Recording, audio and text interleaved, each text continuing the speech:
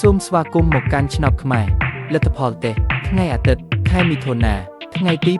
7 ជា Channel ចូលចិត្តនិងចែករំលែកវីដេអូសូមអរគុណសម្រាប់ការទស្សនាចំណាំនេះជាវីដេអូសាកល្បងឆ្នោតមិនមែនជាលទ្ធផលផ្លូវការទេសូមទស្សនាជាឯកសារយោងនិងកំសាន្តលទ្ធផលឆ្នោតខ្មែរម៉ោង 8:45 នាទី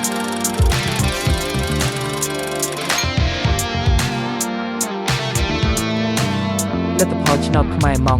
10:35 នាទី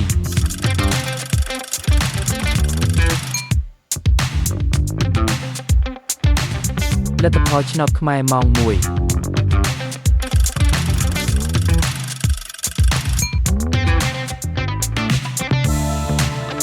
លទ្ធផលឆ្នោតខ្មែរម៉ោង 3:45 នាទី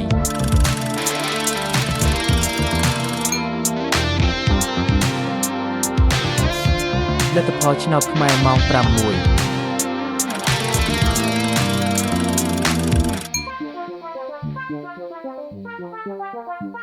លទ្ធផលឆ្នោតខ្មែរម៉ោង 7:45 នាទី